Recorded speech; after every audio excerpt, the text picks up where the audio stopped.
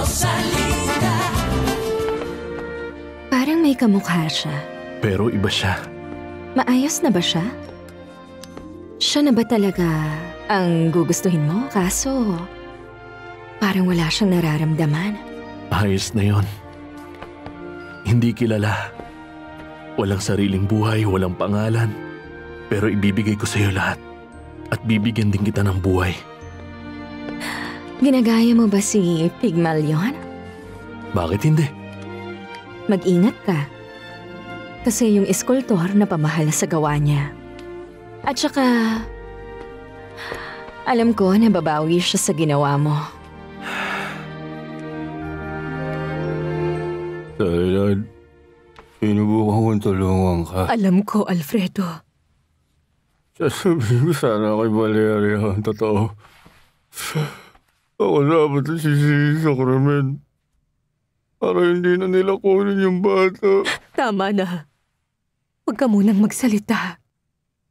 Ayaw nilang ibigay sa'yo yung bata. Alam ko yun. At ngayon, hawak na siya. Huminahon ka, Alfredo. Magiging maayos din ang lahat. Babalik na rin si Fernando Jose. Pag nakabalik siya, makakasama ko na yung bata. Shailan, gusto kong magsalita.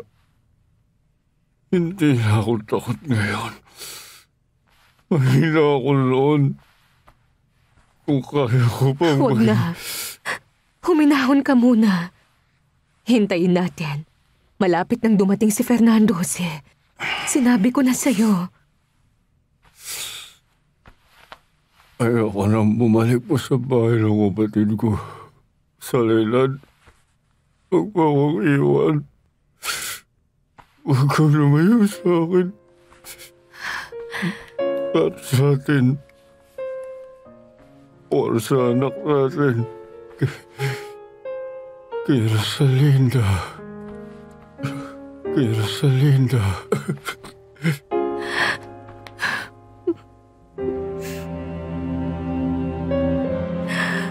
Huwag ka manahimik. Sagutin mo ko. Hindi ko lang talaga alam. Ayokong subukan at ayoko rin kausapin ang mama ko. Kung ganun pala, itigil na lang natin to. Anong ibig mong sabihin? Maghiwalay na tayo. Maghanap na tayo ng bagong mamahalin. Pakiusap naman. Huwag mong sabihin yan. Kung iiwanan mo ako, ano na lang ang mangyayari? Mahal na mahal kita. Mas gugustuhin kong mamatay. Puro lang salita. Hanggang salita ka lang. Kung mahal mo talaga ako, patunayan mo sa akin. Sabihin mo sa mama mo na magpapakasal na tayo. Sige. Kakausapin ko na siya. Di ako umaasa. Hindi sa ngayon. Hindi sa kanya. Bakit? Sigurado ka? Kasi ipapasok ko sa isip niya yung mga gusto kong ideya. At sa puso niya, mararamdaman niya yung mga emosyon. Walang magiging mga problema at saka isa pa. Walang magiging problema sa kanya at saka sa akin. Pasyon na maglalapit sa aming dalawa. Pero kasi baliw nga siya. Hindi naman siguro. Siguro nakalimot lang siya. Mabuti yun. Sa wakas magagawa ko yung gusto ko. At magsisimula na tayo ngayon. Gusto mo ba akong tulungan, Natalia? Sige, Alex. Tutulungan kita. Wala bang magiging problema pag inuwi ko siya? Wala po, senyora. Pwede niyang ituloy yung treatment sa bahay. Pupuntahan ko naman siya kung kinakailangan. Napansin ko lang, ayaw na kasi talaga ng pasyente na bumalik sa bahay ng kapatid niya. Alam ko. Hindi ko siya dadalhin doon. Okay, sige. Saan naman? Doktor, ang totoo, asawa ko si Alfredo del Castillo. Medyo mahaba-haba ang kwento naming dalawa. Asawa niya ako. Kahit 20 taon kaming nagkahiwalay. Nagkaanak kami.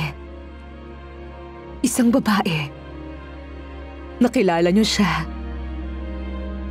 Si Rosalinda. Oo naman, syempre. Kawawang dalaga. Nalaman ko na namatay siya sa isang trahedya. Iuuwi ko na si Alfredo, Doktor. Dadalhin ko na siya sa bahay. Pumasok ka na. Anong gusto mo, Berta? Hindi po ako si Berta, senyora. Anong kailangan mo, Abril? May ginagawa ako. May kailangan kasi akong sabihin sa inyo.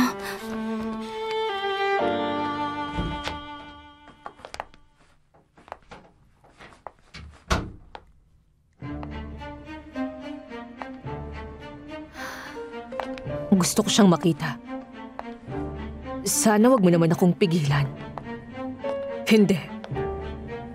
Pero tulog siya. Tinurukan siya ng pampatulog. Kaya pala.